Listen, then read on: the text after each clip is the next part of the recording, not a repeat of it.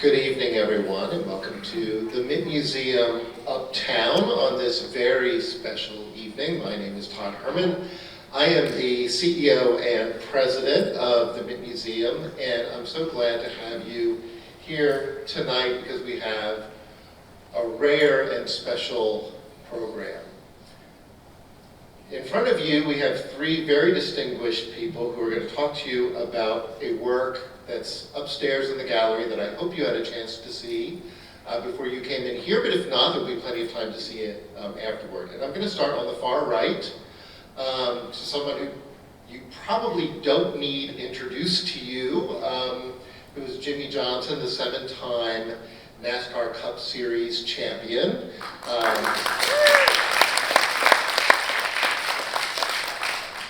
Which has him tied with two of my father's favorite racers, Richard Petty and Dale Earnhardt, although his favorite was Darrell Waltrip.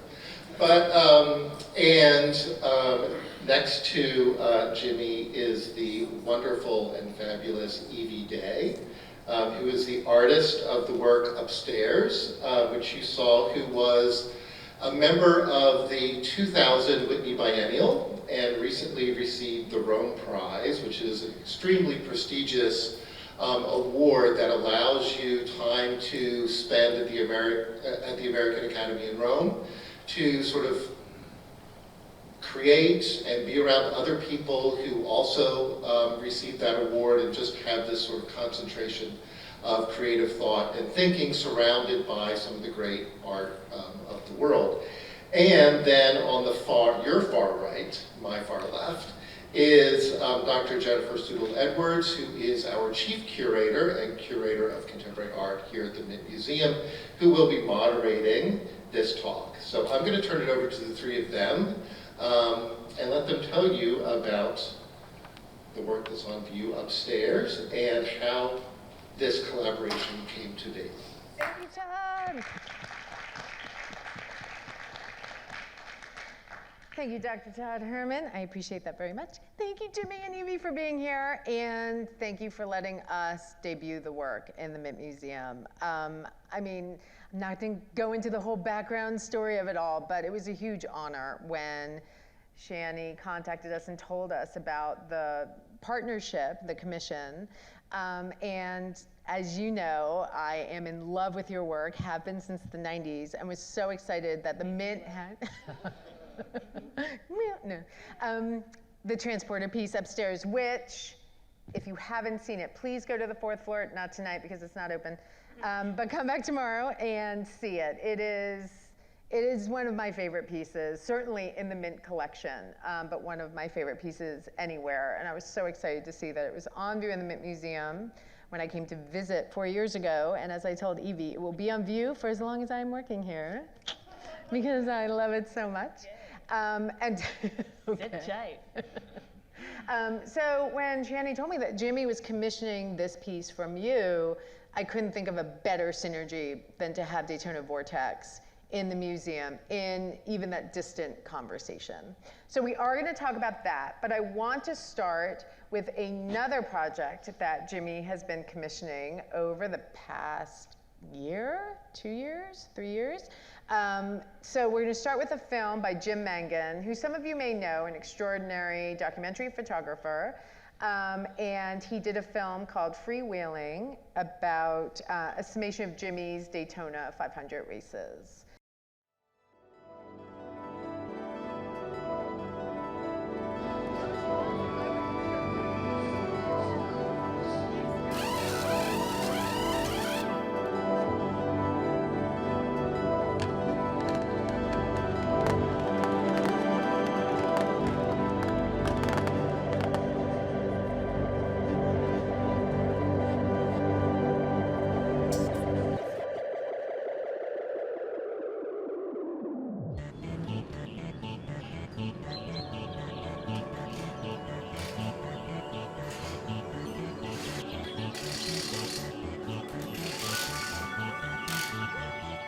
Daytona is far less physical and way more emotional, and it's much more of a thinking man's race than a physical race. I spend a lot of time looking in the rearview mirror, trying to understand when somebody has a run, It's much more like playing chess than it's anything else.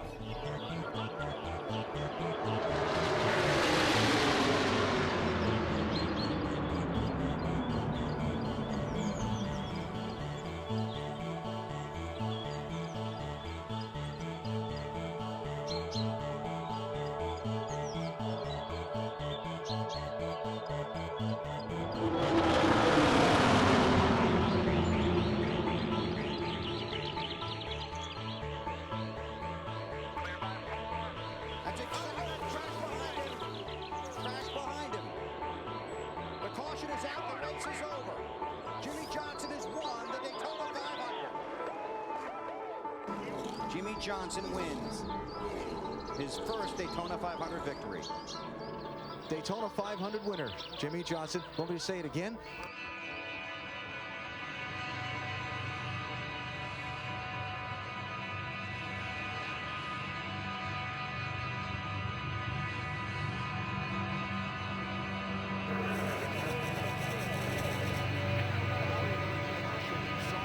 Superman pulls away the Man of Steel. Jimmie Johnson to the flag. Second time, the Daytona 500 goes to Jimmie Johnson, 5-time champion of California.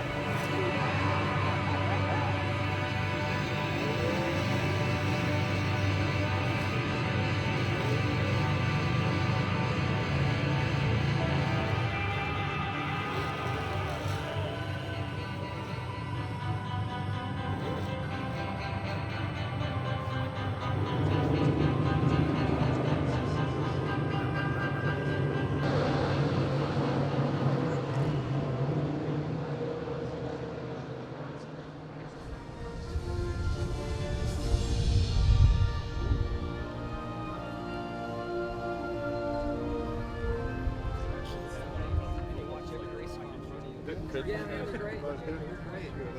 Yeah, they're Flags will be on the stage in less than 10 minutes. But right now, what are we playing? My awesome race fans are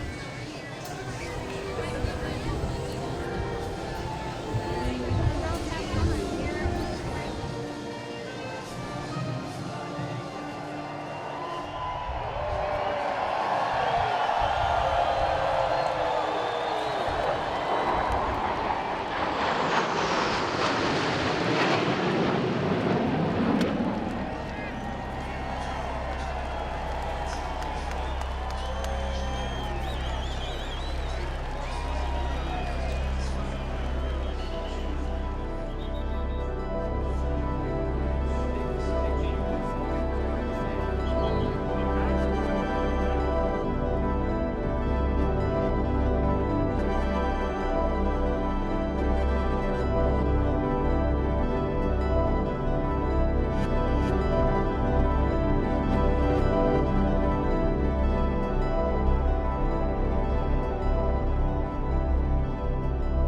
There is some fear, mainly adrenaline.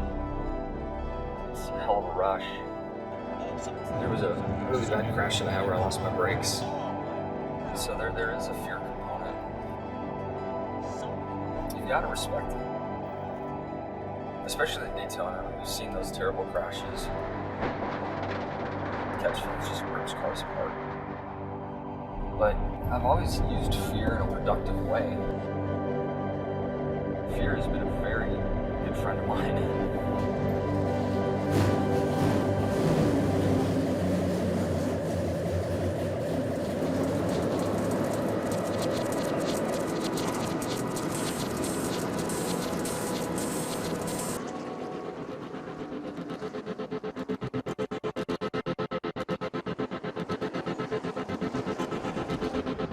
Months of anticipation about to end.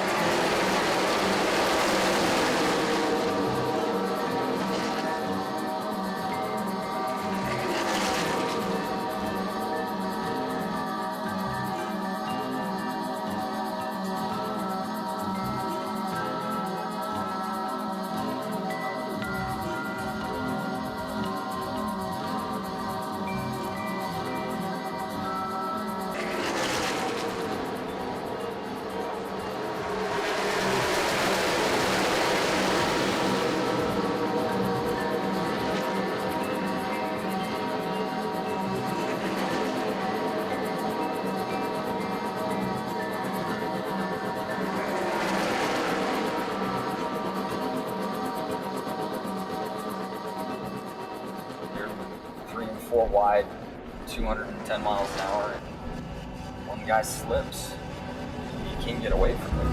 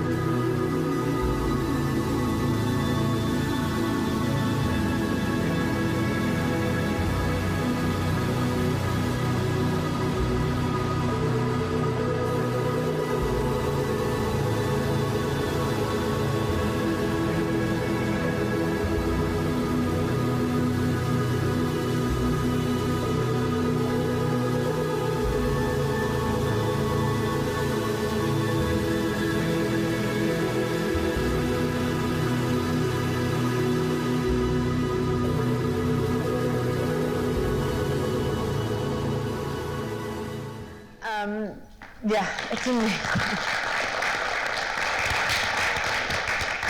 I mean, it's beautiful. It's the end, obviously, your car's on fire, and there's this moment of like, oh my God. And then it's beautiful. Like, choosing Mangan to do the film was just perfect. Jim Mangan is a documentary photographer who we're going to see some other work by him in the slideshow, but that was a brilliant choice. Yeah, his work, there's a racer by the name of Ken Block, and there's this iconic photo that we have in the slides of a rally car with Ken Block driving it, coming up on this, I don't know, this like cliff, if you will, and doing a turn and spraying dirt everywhere. That was super neat. And I saw it through my world, and then with Shani's world of art, I met the photographer at one of her events, or I think it was in New York or something. We met him, and I'm like, oh my gosh, that's the guy.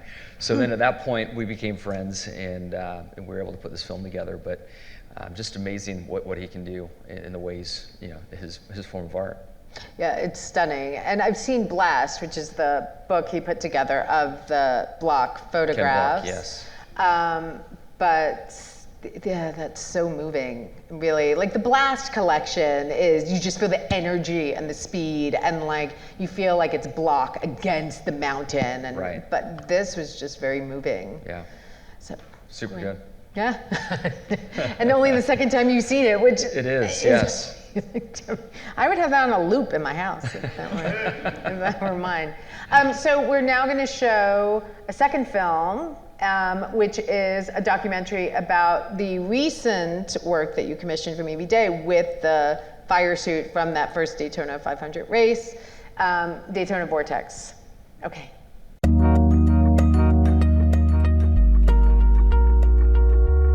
A big part of the work is research, and that is what is so much fun. And I feel so lucky to have met people like Jimmie Johnson, where he's brought me into his world, and I get to learn so much about cars, about racing, about people, about competition, about teams. Jimmie and I started talking. I was fascinated by how NASCAR works, how it works like being on the track, sort of talking about physics and aerodynamics. Then at one point, Jimmie says, I have this suit that is really important to me. Would you want to do something with it? It was the fire suit where he had won Daytona 500 for the first time, in 2006, and it was such a special suit for him. He felt like it really represented like his career shift and really a great celebration, a great moment in his life and his career. And so I said, yes, definitely want to work with the suit. The garment stands for something that absorbs all of the energy. It is not unlike other works I've done with garments. Like I did a piece using opera costumes, and those costumes I also dismantled in a certain way to reflect the kind of stories and narrative and emotion that was sort of embodied in those costumes.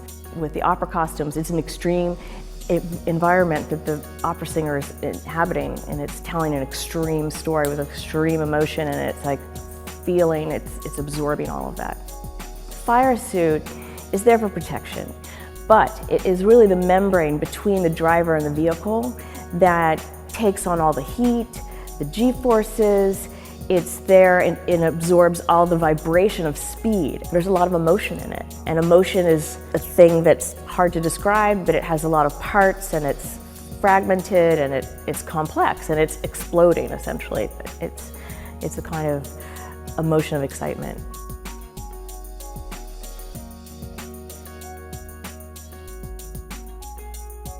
I said to Jimmie, you know what I do, you've seen my other work, and it's a lot of, there's an explosion, maybe it's emotion, but it's still an explosion, and the last thing I want to do is make this piece look like a car crash. So that's not what I'm going for. I'm going for the celebration, and I found tons of pictures of Jimmie at different victorious moments with all of the confetti flying, and I have this one picture in particular, it's all red and blue, and it's just like, it's arcing up. It's a fantastic picture.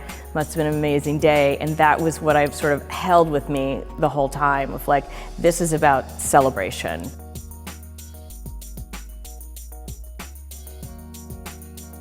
As much as my artwork is extroverted, it comes from a very personal place of emotion, which is vulnerable.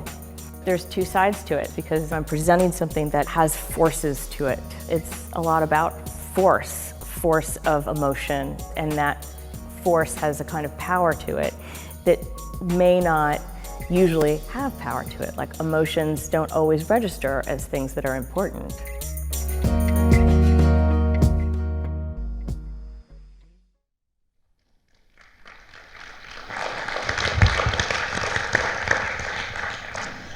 So I'm glad we started with the two videos showing that film that you commissioned and then the Daytona Vortex, because both capture the dynamism of racing, and they capture the speed and the emotion and the thrill and the terror in a lot of ways too. You feel that very much in the video, but I think you also feel it, even though it's a static sculpture, you feel it very much in Daytona Vortex.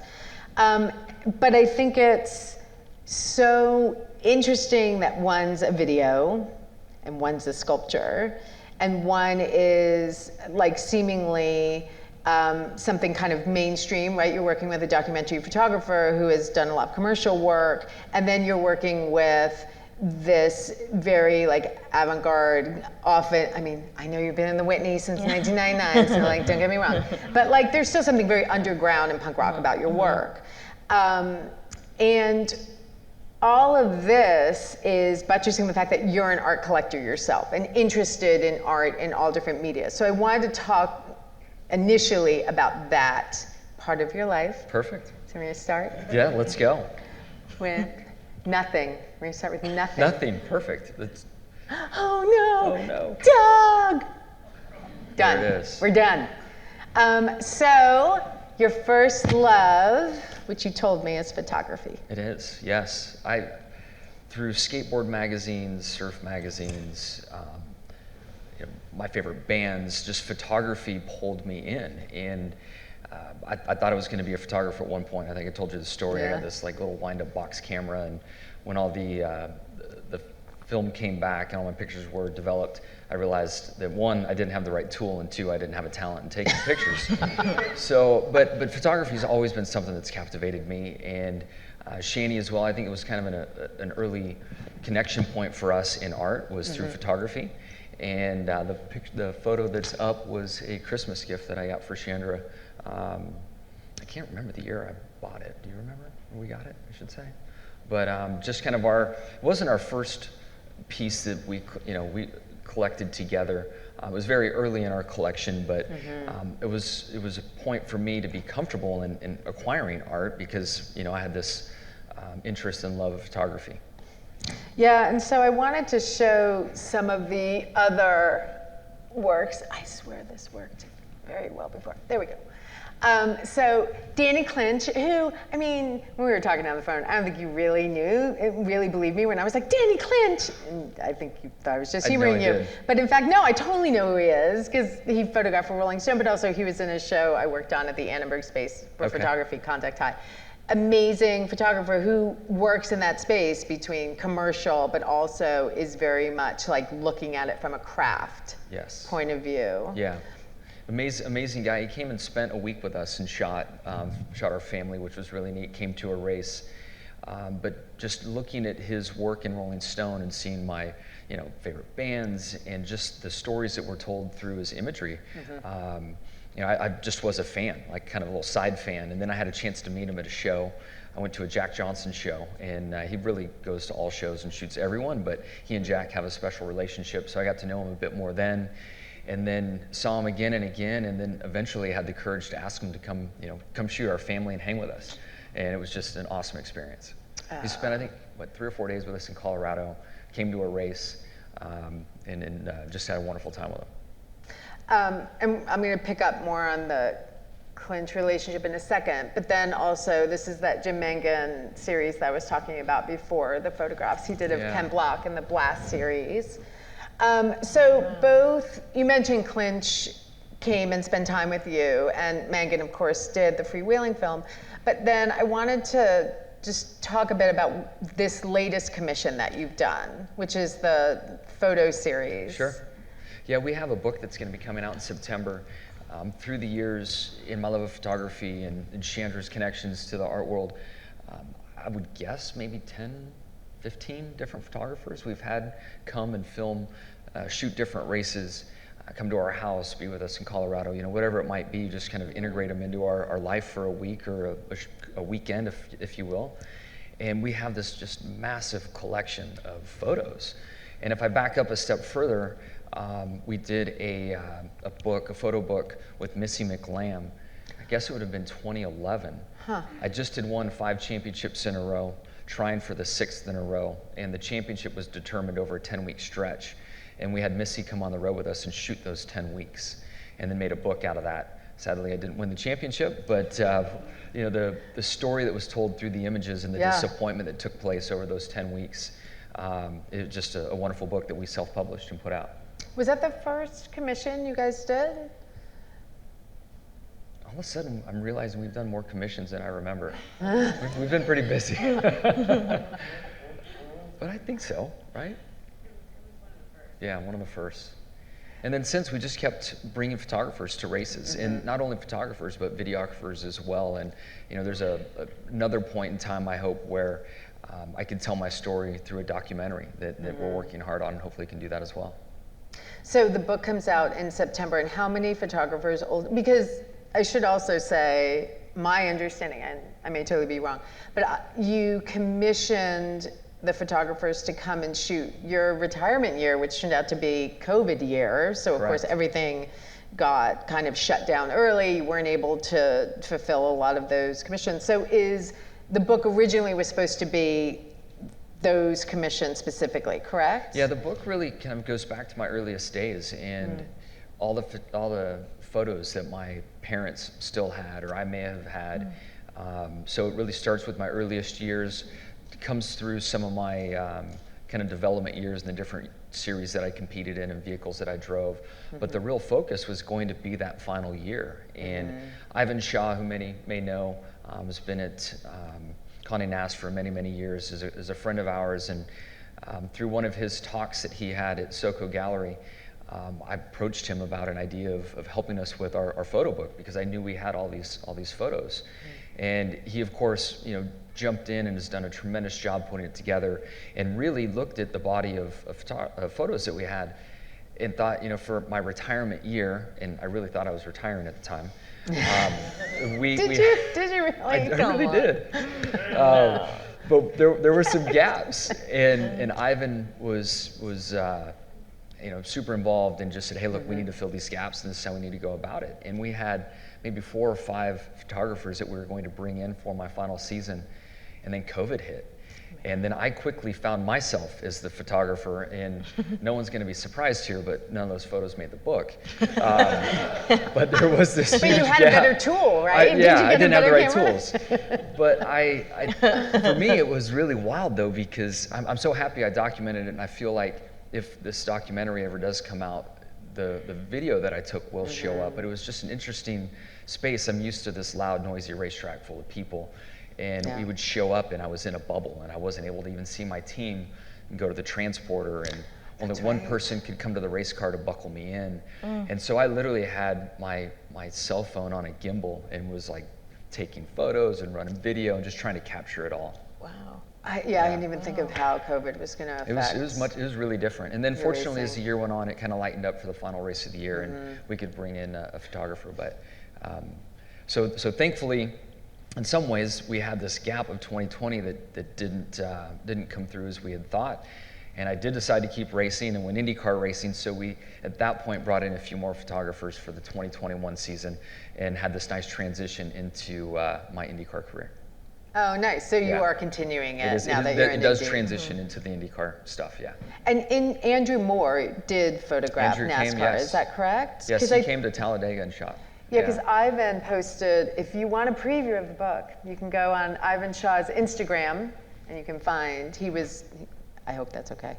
Yeah. But he was posting, because he was posting pictures. Of They're course. amazing. I They're mean, amazing. they're really powerful images. So it's interesting though, because again, that piece that you bought is so still and so quiet and so serene and just beautiful, right? The diffused color, that softness. And this is Irving Penn, who many of you may know for his fashion photography, which is dramatic and sharp. And you have, his fashion covers for Vogue, but even his portraits, there's still this real rigidity and this hardness to them.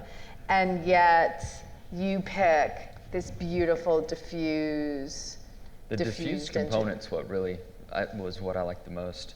And then I also knew that Shani was quite interested in the photo. That always helped. It's very dreamlike. Right? Yeah, like It has having a the screen dreamy in front and the quality. flies. Yes, the flies that are on the screen, yeah. Because then it becomes super Like what? creepy and surreal and kind of based, right? Like having the flies in between the viewer and this sleeping woman, and it feels like New York in the summer. Correct. Disgusting, right? Disgusting, correct. Yeah, the air is another color. Yeah. The air is another color. But was this something you all talked about together? Because it did, I mean, when you told me this was the image you purchased, I was really surprised that was the first thing you went for. Because it is so Yeah, undistinctly Irving Penn. We did speak about it, and also too, we in our relationship got to a point where she helped me really transition into the art space, and collecting became something that was really interesting and fun for us. And then we were able to plan trips and travel and explore and go places and do things together. And so ultimately what we kind of agreed to do is, let's not buy each other bad gifts anymore. And let's be strategic for Christmas or birthdays or whatever it might be, and let's go on art trips and buy gifts that matter. And that was the first one in that category. That's genius. Gavin, do you hear that? Gifts that matter. We never agree on, like my husband and I rarely agree on our purchases. That also impressed me that you guys actually picked that work, which is so powerful, but so quiet and so beautiful. She buys a lot more work than I do, so.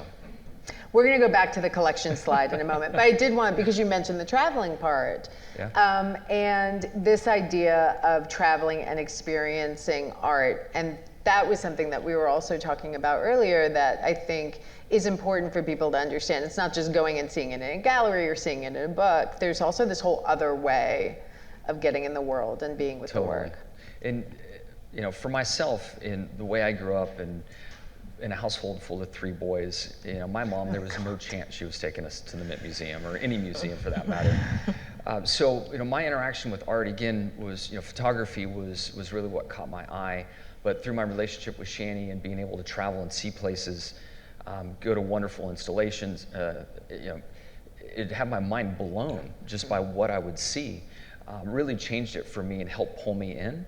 And then I think the deepest layer that pulled me in was being able to get to know the artists. That has completely changed my experience with art. And again, I'm just so fortunate to have Chandra's love and interest for it, and then of course SoCo Gallery and the wonderful people I've been able to meet along the way, and really help my experience with art. Yeah, and the Damien Stalmer, we talked about like the experience of being in his studio, which is, you know, very different than being at Marfa and being out in the wilderness. Like I know Marfa's turned into a whole industry, but you still feel like you're out there by yourself with this work, and it's just nature and sparse, and you feel like it feels unsettling in a lot of ways. And even though Damien has this beautiful studio nestled in the woods, and it feels like, I feel like you're embraced by home, there's still something really otherworldly about it. Sure, much like Damien himself, just another amazing human being, you know?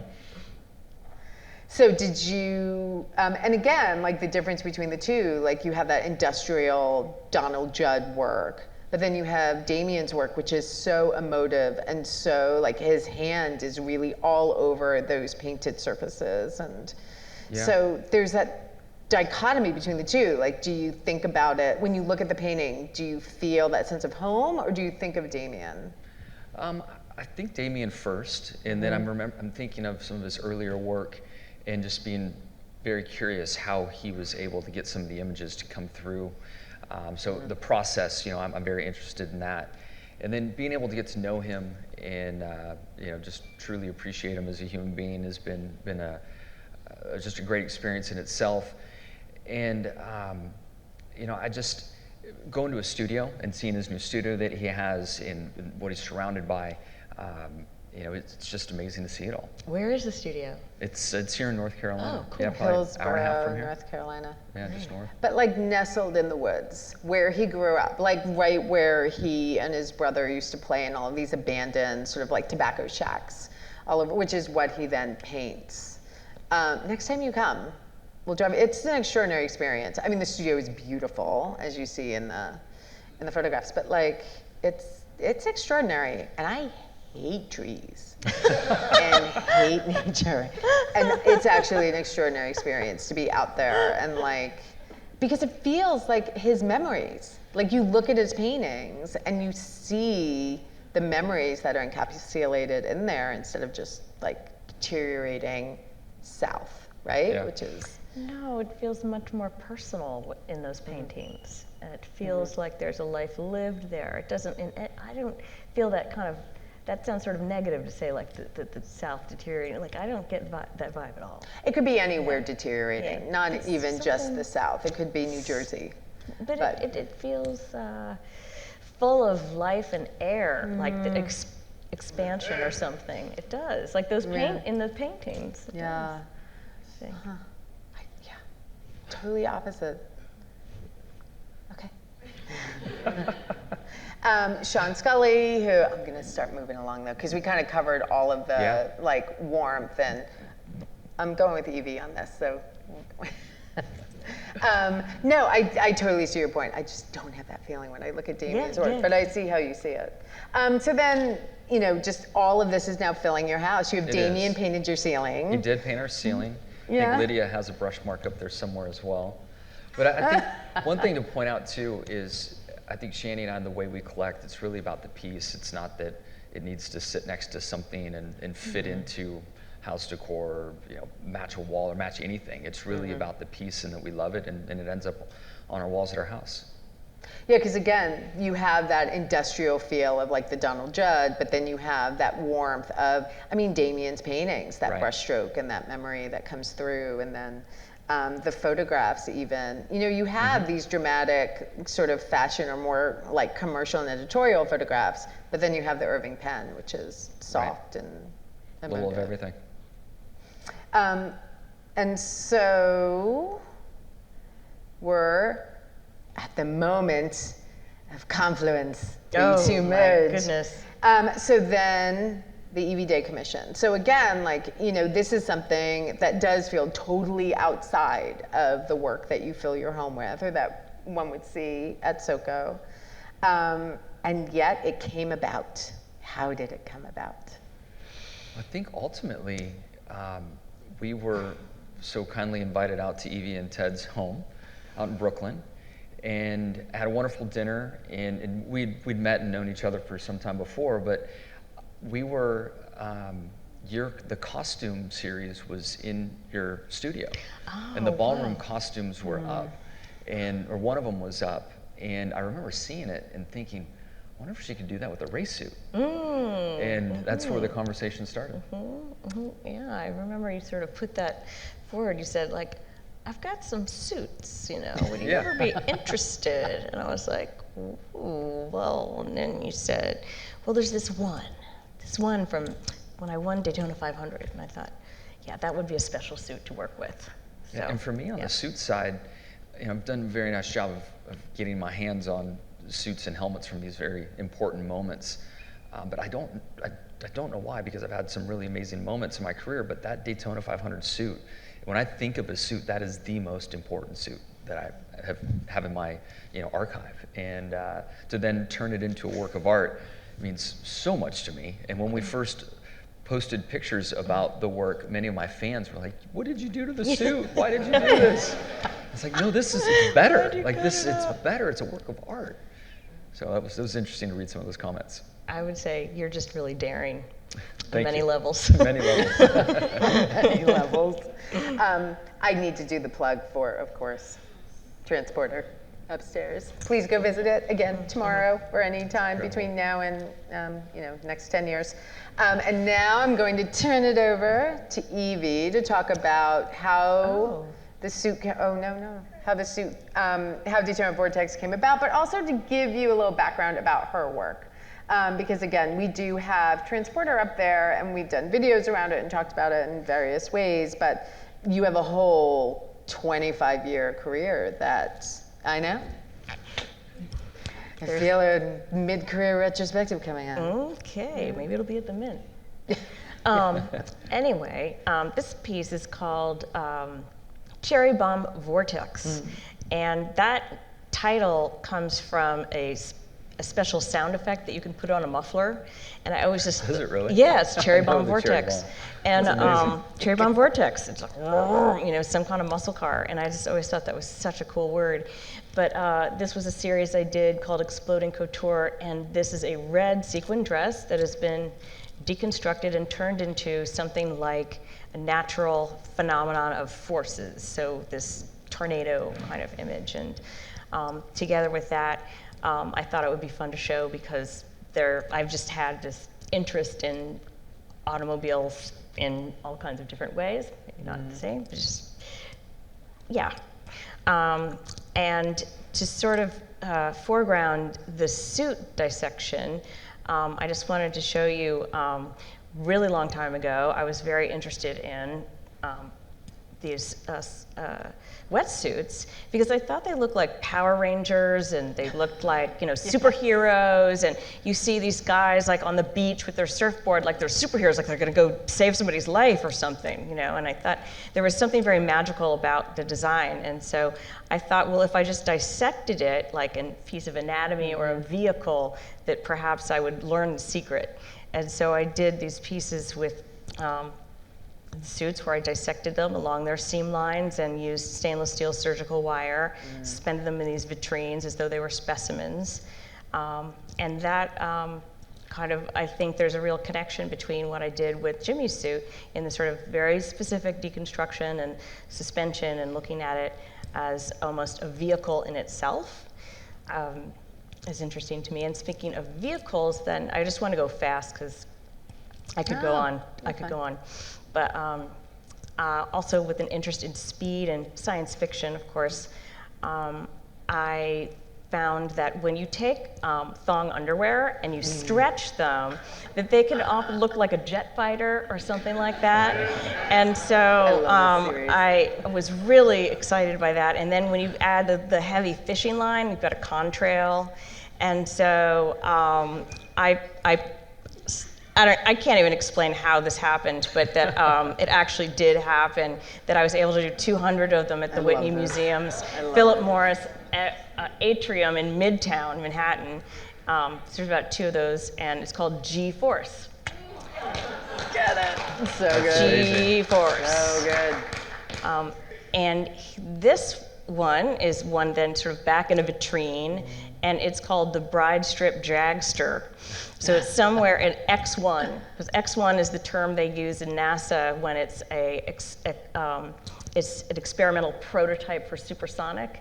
And then the dragster kind of looks like, you know, what you see there on that's the smoke. The smoke is actually like tulle veil that goes to, I guess, conceal the derriere on the bridal thong. If you don't know what a bridal thong looks like, which I ran into at some point, and I just thought this has got to be material. And so it's sort of like the smoke of the dragster running down the strip. And here's Transporter, which we have discussed, and here's another view, which is important to me because it's between the 2 mirrored discs, and the idea is that this form is dissolving, but it's going somewhere. It's not just like dissolving and falling to the floor. It's actually moving through some kind of channel of light to somewhere we don't know, but it's sort of endless. And that was an important aspect. This, I think, is called Divas Ascending. It's a costume from New York City Opera. It was a commission. And this piece, you can see all the fishing line there. It's sort of suspending this, the costume, which was Mimi from La Boheme, and she dies a horrible death, cold, tuberculosis, and frozen. And her dress is kind of like so rigid. It's very frozen and with all the lines. And this is then, it was, the exhibition was about 14, 16 of these costumes. This is Philip Johnson's space in Lincoln Center. And so, again, just to bring the aerospace connection there, so looking at it with the right lighting, you see all the lines, and I always thought it looked similar to a rocket booster. And I wanted her to sort of be able to leave the atmosphere in a certain way, like sort of have her jetpack. I don't know. Okay, there. Yeah. So we saw this in the video too. I just like to show how that's how it packs, and that's how it that's the way it goes. That's what happens. Sort of a kind of animation that happens. And this is really funny because someone was asking me earlier today, like, how do you decide how to make a piece? Is it, you know what it is before, or you find something, and it's both of those things in different pieces. But this is an example of 2 bridal gowns that are stunning, couture all the way, totally handmade, beaded, everything. And I found them in Charlotte at the Junior League. While I was visiting here for a wedding some years ago with my husband, and during the day we went to the Junior League with a friend who knew the ropes around town, and they were so animated on a hanger. I was like, I have to do something with this. And but then we had to go, and I had to decide between which one to get. And I was like, I'm getting both. I'm getting both. So when I went up to the register, the woman there, actually there's 2 women, they were like, wait a minute, you're getting 2 bridal gowns? Are you gonna wait until the last minute and then decide which one you're gonna wear? And I said, maybe. You know, I mean, I had no interest in ever wearing bridal gown. I felt bad, like I had to sort of, oh yeah, it's gonna be okay. Can you imagine if you had told them, no, I'm gonna deconstruct these and tear them apart? I felt so, like, because they were so earnest about, and their fear about what would happen on that day of a wedding, and I definitely felt a little bit sinister. And then, so this is what I did with it. This is at the Lever House in New York in Park Avenue. It's sort of a public space when you're cruising down Park Avenue in Midtown. And this is a detail of just the oversized turnbuckle hardware that I like to use, which is sort of to emphasize the tension that's in the piece, which is emphasizing sort of the tension of emotions, perhaps in the piece, where the two gowns. You can't have two brides in the same room, right? So it's the bride fight. This was before the TV show, but in any case. It's so good. And here we go. Here's the suit. And there is actually is the stunt double next to. That's the suit that you gave me so that I could practice on, because I was like, I just didn't want to practice on the real suit and then have to, there is no going back. Once you start cutting, you cut.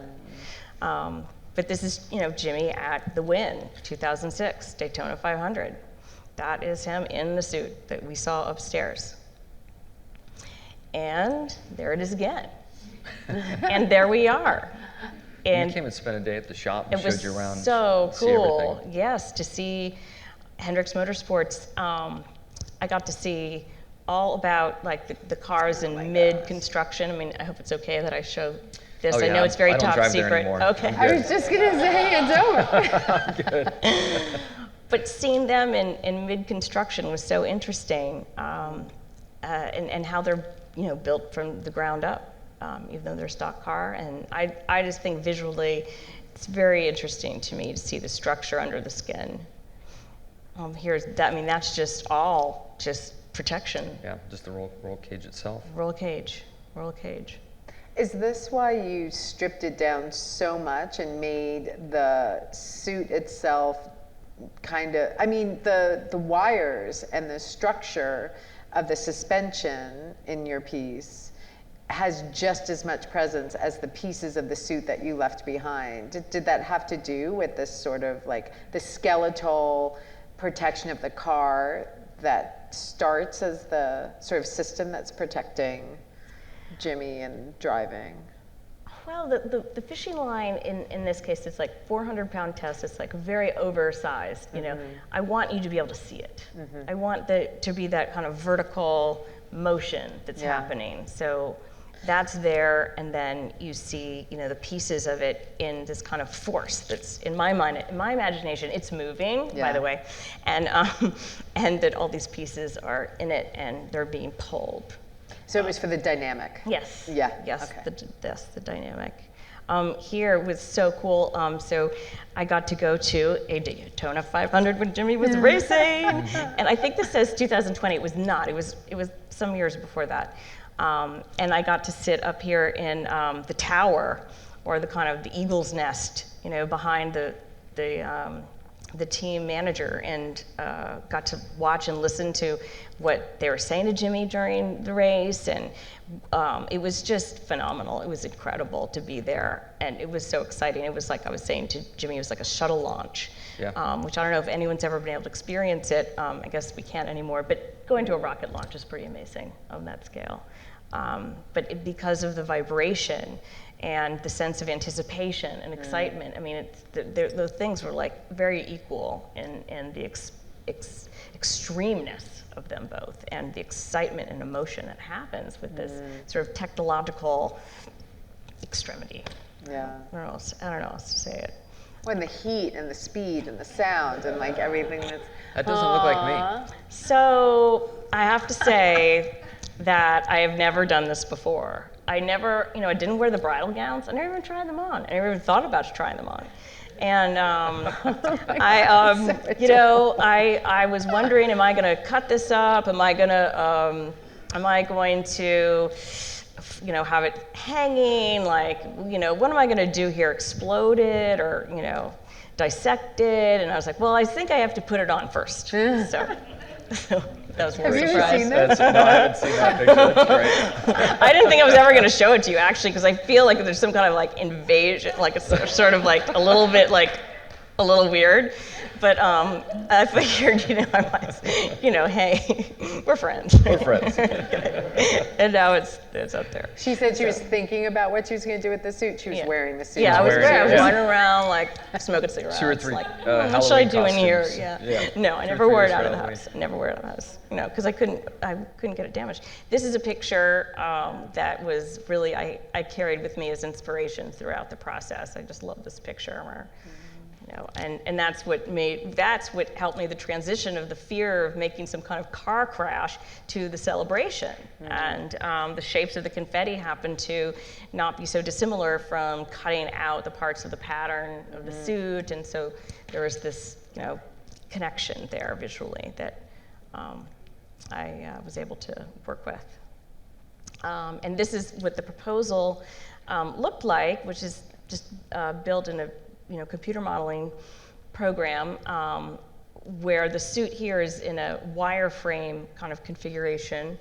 And it's funny because I made the proposal, I showed it to Jimmie and Shani, and I think Jimmie said, well, I just don't know what to say.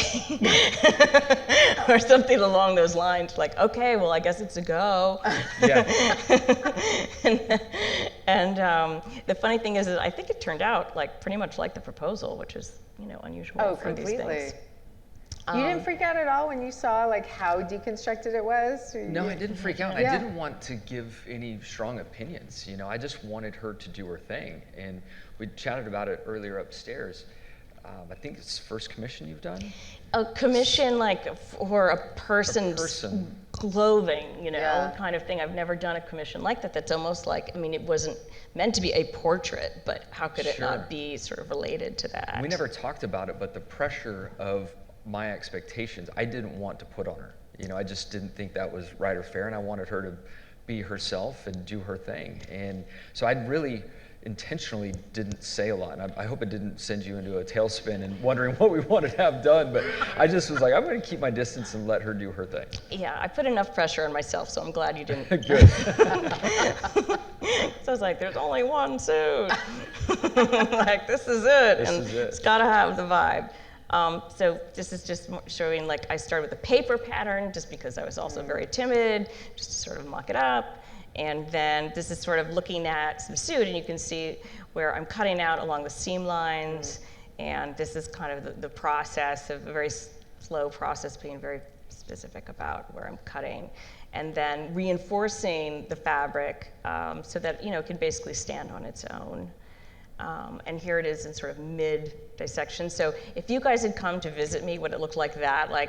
No. I would never let you. I would have never let you come in and see it. I don't like looking at things like this. But I just thought I would show you. And then this is looking at the base when we first got that, and the turnbuckles. It's a stainless mirror polish I've used in transporter. It's just so incredible that piece is here and this is happening here. It's really incredible. It was really wonderful. How does that happen? Charlotte. It's amazing. And the bride fight, this is really an epicenter for me. I know. It's really interesting. Really I'm telling interesting. you, I think this is all leading to something bigger. Is this I think we've seen the video. Should we see the video? Is everybody see the video? No, yeah, there you go. Okay, here's a little drama. I think there should be some music. Some inspirational music with it, right? But I can't do that. Dun, dun, dun, dun, dun, dun. And I guess some might not know, but I'll speak for a couple seconds on the importance of that suit. Obviously, the Daytona 500 is a big thing, but it's more than that for me because the 2 years prior, we lost the championship by the thinnest of margins, and I was convinced that a championship was going to pass me by. Little did I know there were seven out there waiting for me, but I was pretty convinced it was going to pass me by. And my crew chief and I had a long career together. I think 17 of my 19 years we spent together, and he's the one that orchestrated everything that went on the race team. And we had a volatile relationship at times. And in 2005, we lost the championship by a thin margin, and he and I basically acted like brats. And we were misbehaving, and Mr. Hendrick wasn't happy with our behavior and sat us down and had this meeting with us called the Milk and Cookies meeting. We were acting like kids. He was going to treat us like kids. He literally had Mickey Mouse plates, had a gallon of milk and cookies, and sat us in a conference room and said, if you guys are going to act like this, I'm going to treat you like this. Wow. And made us eat the cookies, which I really Oh enjoyed. my. He made us drink the milk and proved his point 10 times over. So we then stayed in that room for a few more hours talking about how he and I needed to behave and interact and what stress he had on his side, what I had on my side, and we left there with a game plan. Yeah. And so that was after the 2005 season. So we had the winter to really make it happen. We go to the first race of the year, which is the Daytona 500, and in qualifying, Chad had something a little fishy on the race car, and our car was disqualified. And NASCAR was so angry at him that they sent him home and suspended him for 3 weeks. So I won that Daytona 500 without our lead guy there. So the first engineer moved up to the crew chief role, and we went on to win the race. And part of the off-season growing was for Chad and I to really, especially Chad, he needed to delegate. He was trying to control everything on the team, and he just couldn't handle all the responsibilities that came with it. So as he delegated, he passed more responsibility on to myself and many others on the team. Thankfully he did, because when he was sent home for 3 weeks, we had to step up. And we were truly ready and tested. So we won Daytona, go to the second race, which was Atlanta, we finished second. Go to the third race of his suspension in Las Vegas and win. So we started the 2006 season just on fire and went on to win our first championship as a result. So when I look back at really the growth that we had as a race team, that Daytona race was really the culmination of all of that, and really a proving moment to us as a team that we could do it. So when I mentioned earlier that, like, when I think about a suit in my archives that I have, that's why that suit is so important and why it's here in the Mint Museum. And that trust that you learned from that whole experience, and that sort of release of, you know, trusting in someone else and giving that sort of agency to someone else. Do you feel like that whole experience that you're talking about was part of why you felt so comfortable giving it to Evie and just trusting, like, her judgment and her, like, For initiative? sure. I do think that through my career, I've had to put a lot of trust in many people.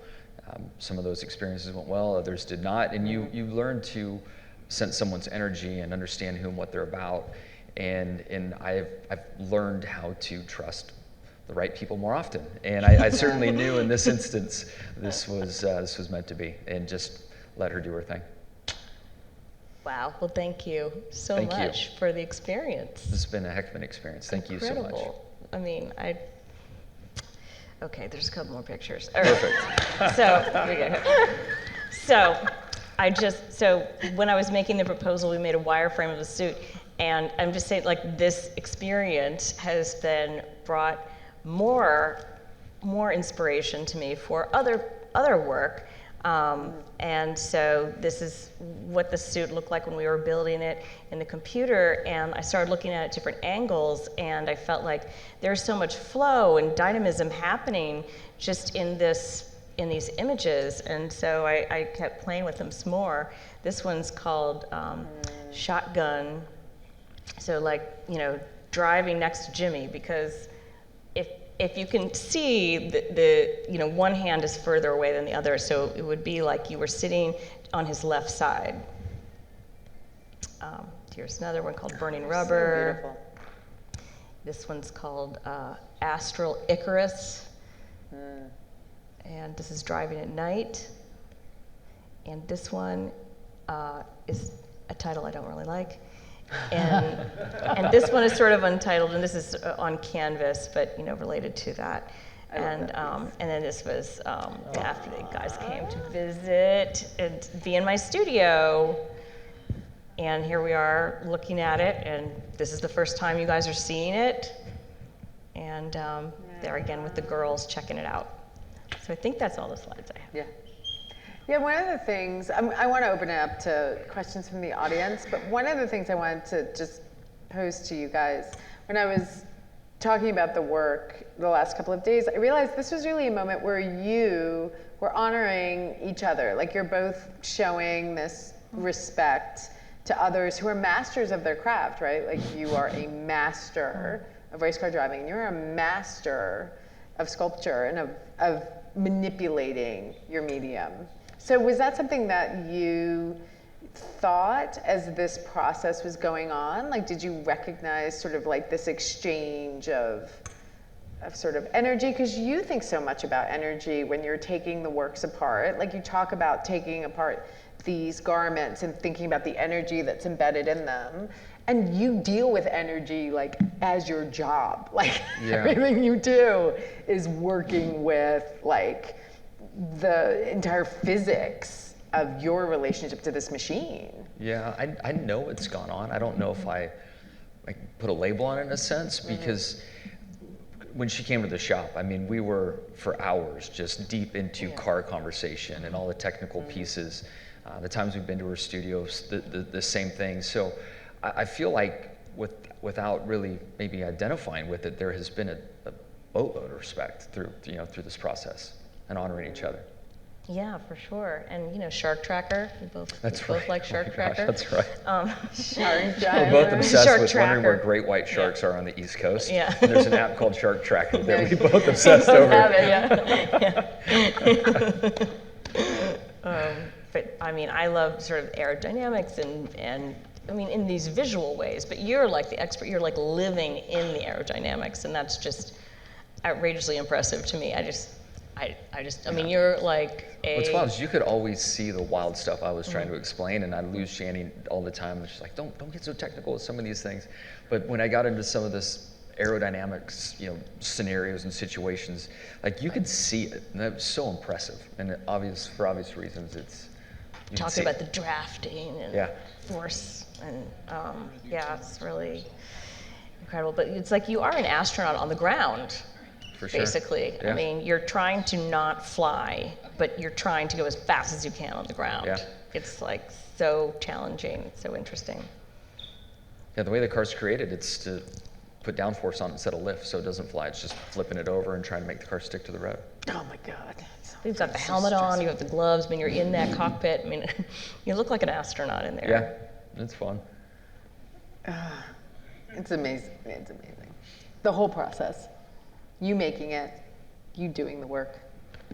It's amazing. It's been a great experience. I mean, it's been really enriching with all this wonderful research that I got to glean off this experience too. Going to Daytona and going to the garage and all of that, and then getting to know you guys. Yeah, it's been a wonderful experience. Yeah, we have friends in common in Aspen also. I mean, it's really funny. Like, we've got, you know, a lot of good stuff between us, which is great. Definitely. Now this whole Charlotte connection with the brides and the bride fight. I know. Just keeps going. The original collision. I want to open it up to the audience. Okay, yes, Evan. Yeah. Wow, that was quick. Okay. I was wondering, Jimmie, how this work of art made you look differently at either this suit or your fire suits together. Like, you have a different perspective on your equipment now than you see this.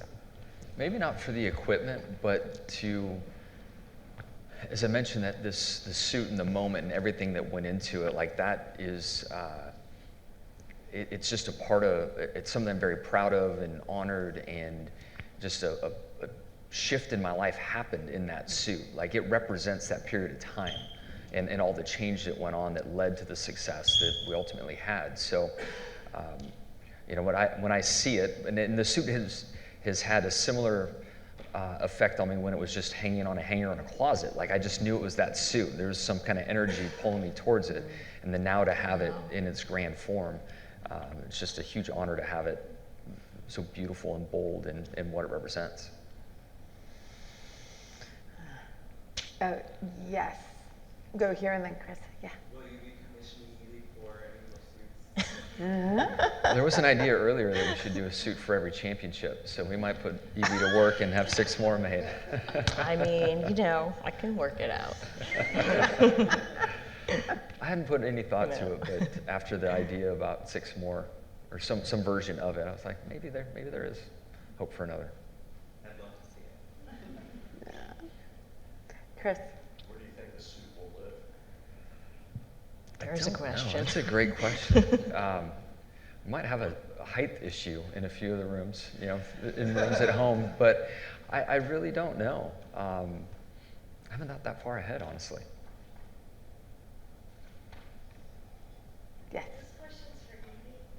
How do you determine what piece of fabric vibes and with this suit? What do you decide what pieces of fabric go into it, and then what do you do with the remnants that are not used in the piece? Well, in the case of the bride fight, I mean, all the fabric is there. I mean, it's in the garment, you know, and that's part of why I chose it, because it has satin, and then it has silk, and then it has tulle, and it has all these different kind of layers, like carving up, I don't know, maybe a creature. You know, there's an outer skin and an inner and a fat layer, and you know, and then I think, I mean, in bride fight, I think I use all of the fabric that's there. I don't have any remnants, and same with Jimmie's suit. There aren't any remnants.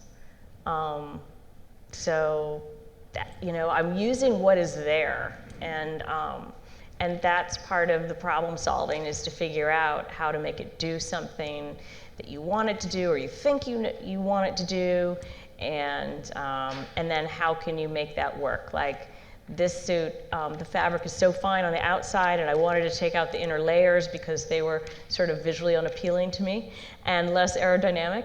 And so then I figured I could. So when I say the suit, it's all the surface layer. So it isn't actually all the suit. And in fact, now that we're talking about it, the inner layer of all that I have in a bag. Okay. If you want it back, I've It's got yours. it. You're I've good. got it. It's sort of like chum or something. You wore It's it last. Looks You like, can you know. keep I wore it, yeah. Yeah, so I have all that. It's kind of a brick red kind of color and white fluffy stuff. It's really comfy. And, great.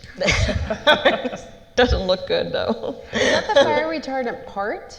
Is that? So I imagine it was like asbestos, but I'm sure that's not what it's it a is. spray, the Nomex, it's Nomex fabric, and then they put this fire retardant spray on Liquid. it. So it is in there. Yes, correct. Interesting. And then there's multiple layers. I think it's 3 layers of it. The suit is 3 layers, and then I wear an additional layer to make a 4th. And each layer gives you 30 seconds of burn time. Oh my God. 30 seconds. Yes, 30 seconds. It's terrible. It's terrible. I've never been on fire, so I don't know if I really need it. Okay, that's great. Yeah. Don't think it's terrifying. But I love Evie describing it as a membrane. It is. I think that's so. It is. It's the friction between you and the thing. I mean, I have no membrane on here. I'm just like feeling this, but there's this other space that is connecting with both, and it's an enclosure that is really protecting you, and is just the symbolic enclosure about you and the vehicle in between there, and that gets to go at those speeds and gets to go with you with all of that, with all the G-forces and the friction of that. So it's really, you know, it's been through physically all the elements. something really intense. Yeah. And then there's the personal side of it, which is so incredible. Like what, you know, I mean, what would you do with Neil Armstrong's suit? I mean, it's just like, whoa, like stuff's happened, and it's like Jimmie Johnson, whoa, you know, it's like in that suit. Is there only has one suit energy.